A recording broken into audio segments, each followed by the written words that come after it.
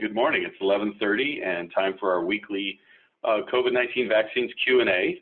My name is John Nelson. I'm with the communications team for Nuvance Health, and I'm happy to be joined today by Dr. Valerie Cluzet, an infectious disease doctor with our system, and we're going to talk about how COVID-19 vaccines work. But first off, I want to introduce Dr. Cluzet and have her talk to you all a little bit about what she does. Hi, good morning. Thank you for reminding me that it's morning. I'm, as John mentioned, Valerie Cluzet. I'm an infectious disease doctor. I've been with Nuvance since 2017, primarily based at Vassar. My particular interest in infectious diseases is within infection prevention and control, and also appropriate use of antibiotics. And largely went into infectious diseases because it has so many public health areas and really allows you to take care of, masses of people and deal with things that really affect public health. So little did I know that in my career I would be facing a global pandemic, but here we are, major public health situation. Well, thank you. And that's the thing, is like we've been through surges, we've been through a major, pandemic that started a little over a year ago. But we're here to talk about like what we're hoping is the light at the end of the tunnel and vaccines. So I guess let's just talk about, vaccines in general. Like what do vaccines do? What are they for? So vaccines in general are really the mainstay to try to prevent pandemics, to prevent outbreaks of infections. We've been really lucky to have a lot of vaccines that have gotten rid of plenty of infections, certainly in the United States and even across the world, that things that we don't even have to think about anymore, things like smallpox or polio in the US that used to be such a big issue 60 years ago, but now we don't even think about it because as babies we get vaccinated and prevented, and all those infections are prevented. So basically the idea behind vaccines, and a lot of there's lots of different mechanisms, and we might get into that in terms of the COVID vaccines, but the idea is that you get a shot, as you guys are all well aware. Sometimes it's a pill, depending on the vaccine. A few of them are pills that really either have a piece of the virus or bacteria, or sort of a weakened version of it, or create a piece of it, as is the case with COVID, that then your body's immune system sees and says, oh, this looks like something that shouldn't be here, just like it does with a regular infection. Except that with a regular infection, obviously it gets you sick. With vaccines, it's either at a very low level or it's just not capable of making you sick. And so the immune system says, like I said, oh, this is not supposed to be here. And so it starts making cells to fight the bacteria or the virus. And lots of different parts of the immune system get really activated. We often hear about antibodies, and that's a really important piece, and that's one of the things we can sort of measure. But the cooler thing is that there's actually lots of different types of cells that we don't measure as regularly that are also getting activated by the vaccines, so that if you actually are exposed to the infection, again, to the virus or the bacteria, now your immune system is primed, and as soon as it sees it, it's ready to attack. And so you don't get sick. Okay. So, the one vaccine, and before we get into the COVID-19 vaccines, the one vaccine that, pretty much everybody knows is the flu vaccine, like at least in the modern world, like every year, oh, it's the flu's coming, you need to get vaccinated, it's time for that. So how, I guess before we jump into the COVID-19 vaccine, how does that one work? Because you kind of hear some years it works, some years it doesn't. How does that one work? Right. So the flu vaccine, the reason we say sometimes it works and sometimes it doesn't, is because the flu, just like is a virus, and viruses are really, really, they're so dumb, they're smart. So their genes, their genetic material, their RNA, can develop a lot of mutations. So it just mutates and mutates. Every time it copies itself, it can make mistakes. And those mistakes sometimes are good for the virus and sometimes are bad. So when it makes a mistake and that mistake allows it to spread more easily, or spread a little bit more silently, then those viruses, that one with that mistake tends to spread a little bit more quickly, and it tends to take over the other versions, the other strains. Flu in particular is very, very good at doing that. And so from year to year, the strains that we see are slightly different. So one of the important parts of the vaccine is that the immune system is able to recognize that virus or that bacteria accurately, so that the immune system is able to see, again, identify what the vaccine has, and then when it sees it as in the real world, it should look the same. But because flu changes so much, sometimes what they made the vaccine with doesn't match perfectly with what's out there in the world for that season. Gotcha. So that's why sometimes it doesn't work as well, because it's not a perfect match. Not because the technology of the vaccine doesn't work. It's just that the flu virus is really tricky. Good news is COVID, also a virus, SARS-CoV-2, is not changing as fast as we see with flu vaccine. So, our vaccines, although we're, as we'll probably touch on, we are seeing some changes with these variants that people have probably heard about. It's not nearly as fast as what we see with a flu vaccine. Okay, so we are, as a country, as a healthcare, providers, we are encouraging everyone to get vaccinated for COVID-19. It's going to help stop the spread. It's going to help end the pandemic. But we know that there are 3 vaccines that have been authorized for emergency use. Could you talk a little bit about those vaccines and why, A, it doesn't really matter, which one you get, and, B, like how they kind of attack the virus specifically?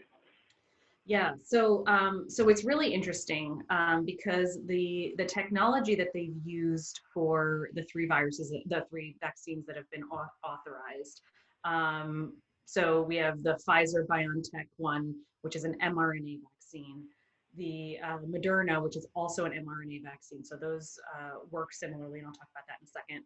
And then the third one is the Janssen Pharmaceuticals or Johnson & Johnson vaccine, which is slightly different, but in a lot of ways has a similar technology or similar outcome to the mRNA vaccines.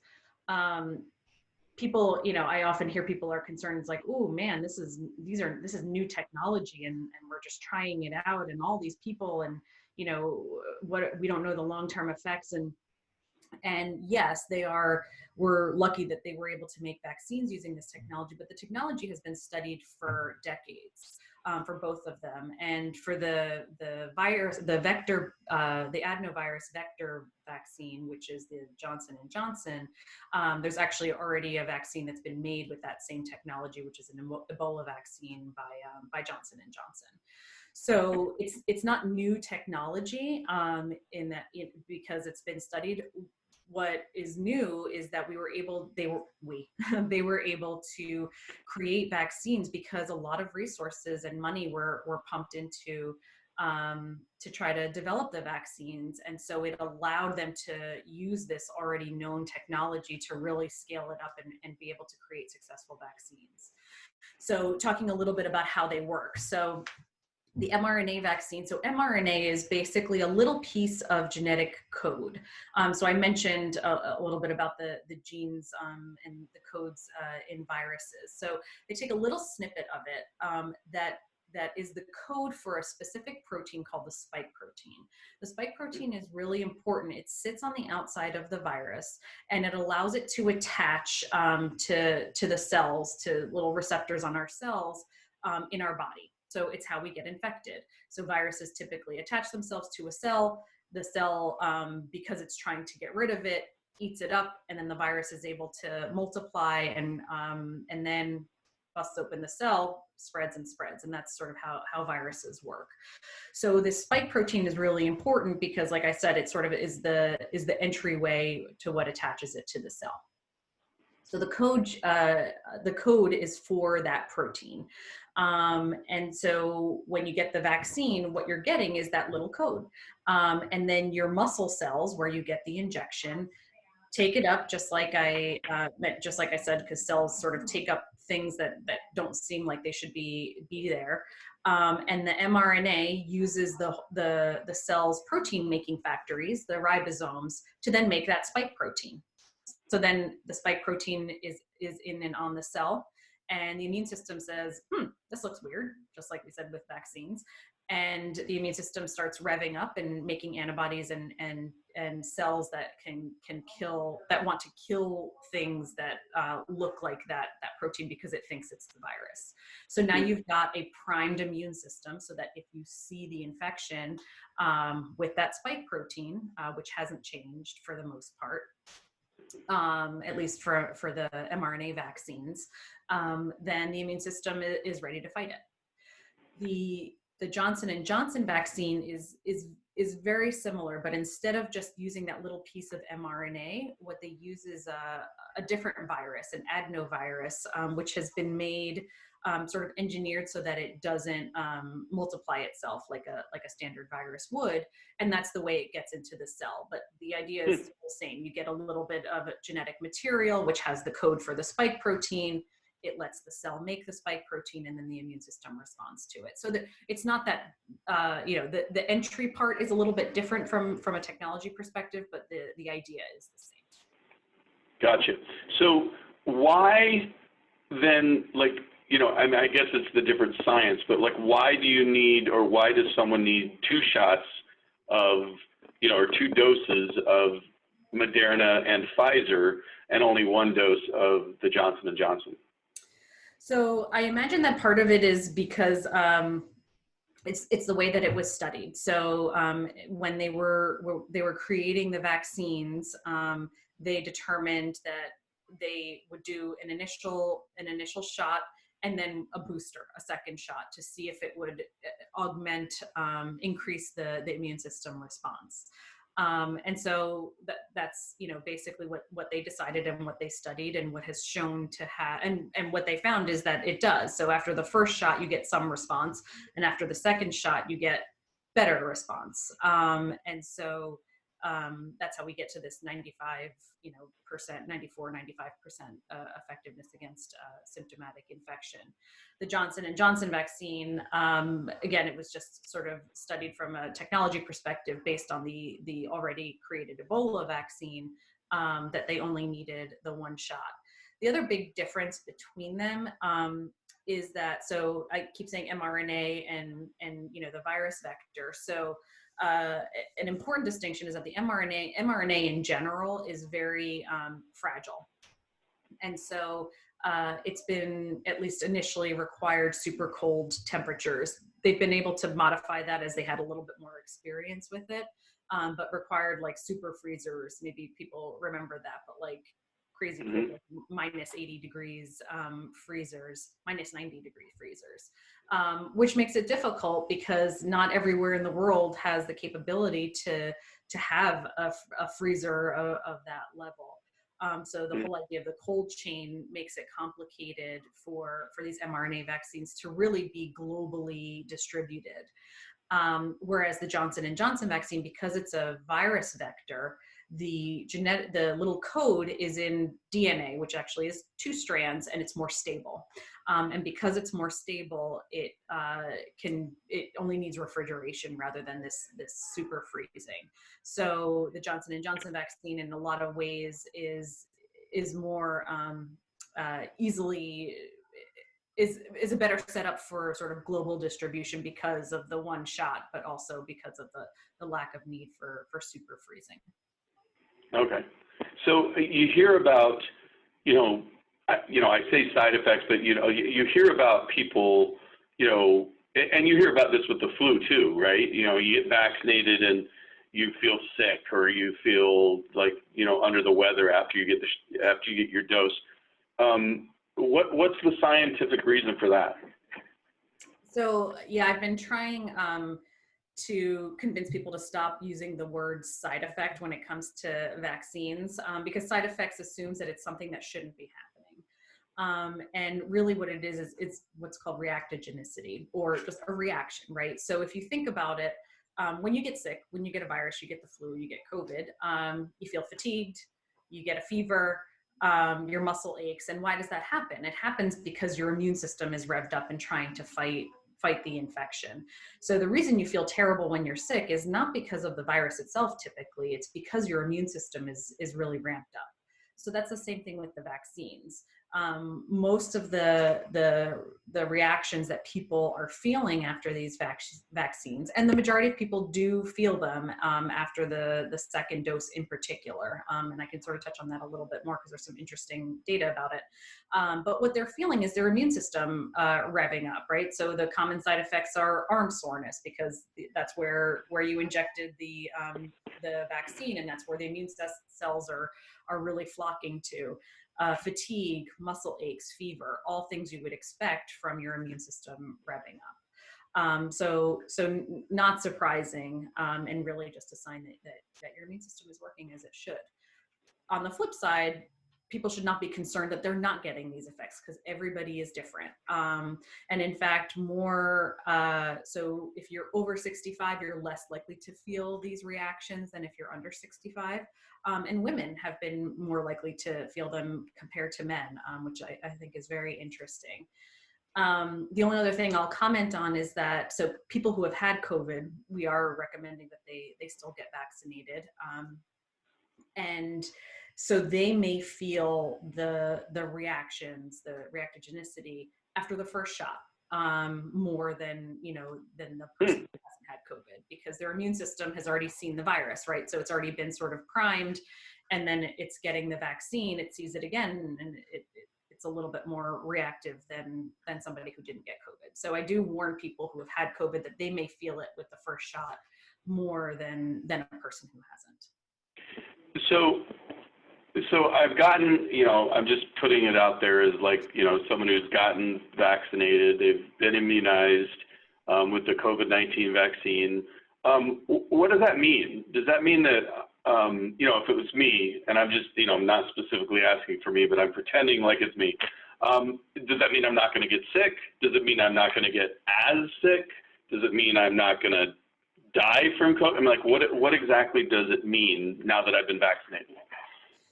Yeah, good question. So obviously, our first goal with a vaccine is to protect the person who gets the vaccine, right? So the studies that have been done on these three vaccines have shown that the Pfizer vaccine is 95% effective at preventing symptomatic illness. Now that just means you get any symptom. You have COVID and you have any symptom. That could be a stuffy nose, or it can be shortness of breath, really any symptom. Moderna is 94%, and Johnson & Johnson, overall, they did it internationally, is 66%, but in the US population was 72%. And I can talk a little bit about that difference if you want me to in a second. So this is against symptomatic illness. However, all three of them, when you look at, if you look at the outcome of severe disease, people ending up in the hospital or people dying, all of them were 100% effective, meaning that nobody in the studies of those three vaccines ended up in the hospital or died of the people who got the vaccine. Does that make sense? So even though, people see 72%, 94% versus 94 and 95%, people might say, ooh, I don't want the J&J vaccine. But again, it could be just the sniffles. And so they all are equivalently good at preventing the really bad stuff. So that's why we say whatever one you can get, you should get it, because we care about preventing the bad stuff. And the other piece too is, so I said, obviously we give vaccines so that the person who gets them are protected, but the other really important role of vaccines, and which most vaccines do, is also prevent transmission, right? So they prevent transmission because people are getting infected less. But the concern is, the people with the vaccine still able to carry the virus and transmit it to other people, but not have any symptoms. So that was a big concern. We're getting more and more information about that, and particularly some sort of real world information from Israel, who has vaccinated the majority of their population at this point, that it does also, it's with the Pfizer vaccine, but because the technology is the same and the idea of the immune system revving up is the same, we assume that it probably carries over to the other vaccines as well, or we're hopeful that it will, is that it does prevent asymptomatic infection. In other words, it prevents people carrying the virus without having symptoms, probably up to like 94%. So that's fantastic, because that's really the game changer, right? So obviously, if we protect enough people individually, that's great.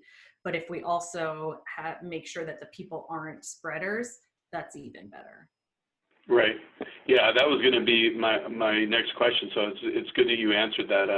I find that, I think that's the concern. And even though, we continually tell people that you still need to wash your hands, still need to wear your masks, still need to social distance, I think that hearing that kind of science behind it, it does give you hope for, a change down the future. So now that everything is opening up a little bit more, right? So New York, it's 50 and over.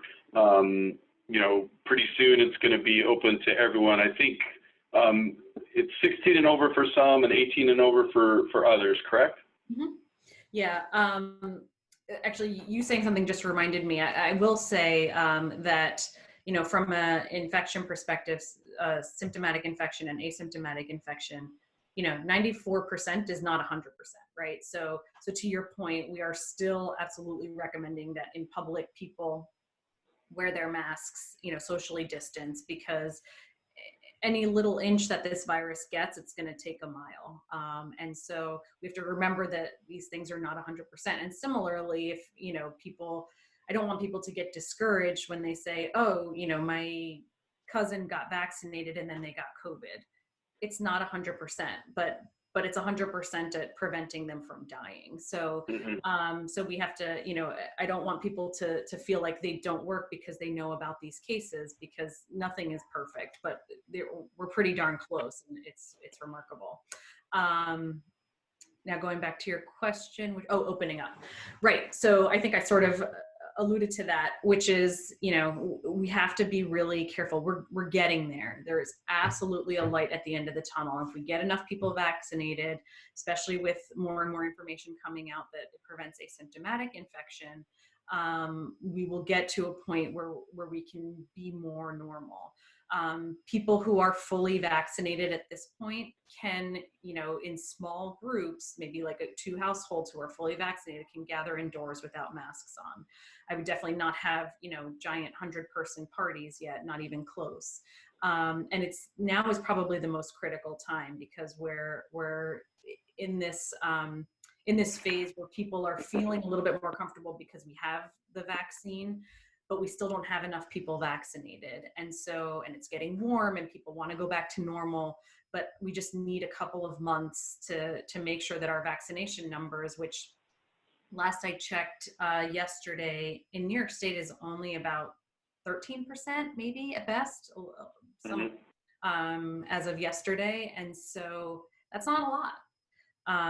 We obviously have people who have their own immunity from being infected, but it's not close to the levels that we would expect for what we call herd immunity, where we feel like people are generally protected because enough people have antibodies or are vaccinated. So continue social distancing, do stuff outside. It's getting nice, so you're able to do stuff outside, where masks is still really critically important. So one of the other questions that we just get a lot now is, I have to get the flu vaccine every year. So do we know how long the vaccines last? Do we know if we're going to have to get them every year? Are we going to have to get booster shots? And what do we know about that so far? We know a little. So, we all have to remember that we only have as much information as as the virus is old, right? So we've been dealing with this pandemic since March. The first patients got vaccines in the summer of last year. So we're only about 9 months into vaccine information. So the short answer is we don't know. What we do know in terms of what's been published is that for at least 3 months, there's a really good antibody response, a really good immune response. So, you know, it's a bare minimum of 3 months from a vaccine perspective, but it's not because it's going to drop off at 3 months. It's just what they've reported so far. And like I said, the levels are pretty high. So I would expect that they're going to extend for a good period of time. Now, if you look at people with natural infection, meaning they got COVID, and then you look at their immune response, they have protection for at least about 6 months, maybe 8 months. Again, based on the data that we have, which is, you know, a year max. So I would expect that the vaccine would be at least as good as that. But whether we're going to need boosters every year, is the virus going to change? Maybe, right? We're already seeing some variants, and if the virus changes in that area of the spike protein, then they'll have to modify the vaccines for that, and then we might have to get vaccines again, get sort of boosters or revaccinated based on those changes.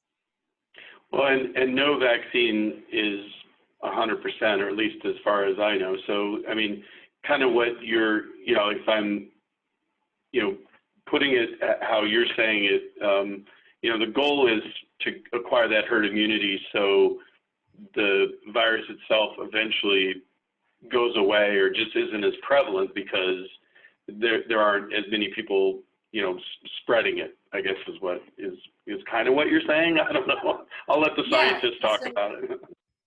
So the idea behind herd immunity is that, so if a couple things. So if the virus has nowhere to go, it's not going to, so a virus survives because it replicates, because it can multiply itself, right? So if it has nowhere to go, so say I'm not vaccinated, but everybody in the room is, I can't spread it to anybody because, you know, they're all vaccinated. I'm being, you know, obviously this is very black and white. It's not as black and white, but that's the idea behind herd immunity. There's not enough people that are susceptible to the infection that the virus really has nowhere to go. That's important, obviously, because we don't want to get people sick. But the other piece is we really need that. So because the more a virus, as I said, sort of in the very beginning, the more a virus multiplies, the more it can mutate, the more it can change itself. So the less we allow the virus to spread from person to person and multiply, the less chance we have of it forming these variants, these different strains, and the less chance we have of it being, you know, more like the flu, where it's changing constantly and requiring, you know, changes in the vaccine. The good news with these vaccines is that they're really easily modifiable. So within a few weeks, they've even said something like somewhere between 2 and 6 weeks. I'm forgetting what each of the companies said, but they could just churn out a new, you know, little piece of code and create a new vaccine. We already know that they're effective. It's really just changing that little piece of code. So that's really reassuring too, because it's you know, it's almost like, well, even if the virus does change, I hope it doesn't too much, then we at least have a backup plan. Okay. Well, I guess we have a couple minutes left, so I guess I should close with, you know, asking, you know, what do you say to folks who are on the fence about getting immunized for COVID-19? If they're unsure, if they're, you know, not trusting, or just like anything like that, if it's a patient, if it's a friend, if it's a family member, what would you, as an infectious disease doctor, say to them? So I think there are so many reasons that people may be hesitant. So I think that what I would say to the person if they came to me is, tell me what your questions are. What is it that's making you stop? You know, sometimes it's I'm worried because you know, I don't know about the long-term side effects, or I'm worried because you know, anything. Because I'm pregnant, should I be getting it, etc. And so what I would say to everybody is ask your questions. Find somebody that you trust that has knowledge about it, and ask your questions. And if it's something about, you know, I just don't know what to do, talk to people who have been vaccinated, understand their experience, and see how they have, been responding and reacting. And I think more information is always important, so that it can make people feel more comfortable in their decision making. Fantastic. Well, together we'll get through this, right? So that's the message. And I want to thank everyone for joining us today. I want to thank Dr. Cluzet for spending 30 minutes with us today. And I certainly feel a lot more knowledgeable about the science behind the vaccines. And we'll bring you back on, and we'll talk a little bit more later this year. But thank you so much, everyone. If you're looking for a vaccine appointment, you can go to vaccinefinder.org, and that's a good place to start if you're eligible. And thank you so much. Have a great day. Thanks for having me.